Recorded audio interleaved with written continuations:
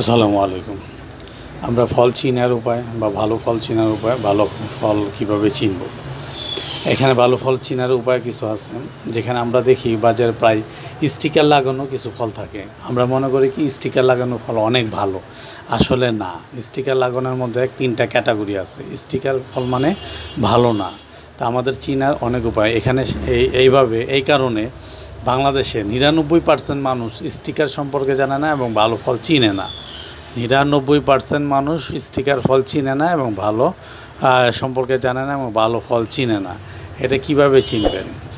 এখানে যদি ৪ দিয়ে শুরু করে কোনো স্টিকারে, তাহলে বুঝবেন এটা আপনি কীটনাশক জাতীয় সার অথবা রাসায়নিক সার দিয়ে এইটা তৈরি করা হয়েছে, এই গাছে বা এই ফল তৈরি করার ব্যবহার হয়েছে। আর যদি মনে করেন এটা আর দিয়ে তৈরি, তাহলে মনে করবেন এটা আপনার জিনগতভাবে এটা তৈরি করা হয়েছে, তাহলে এটাও একই সমস্যা। আর যদি মনে করেন যে এটা 9 দিয়ে তৈরি, স্টিকারের উপরে প্রথমে 9 লেখা, তাহলে মনে করবেন এটা জৈব সার দিয়ে এটা তৈরি, এটা সবচেয়ে বেস্ট।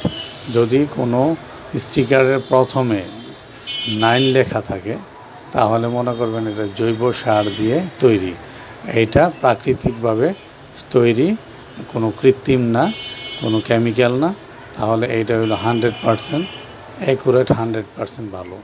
এখানে আমি আবারও বলতেছি, এই ফলটা খুবই ভালো, জৈব সার দিয়ে তৈরি।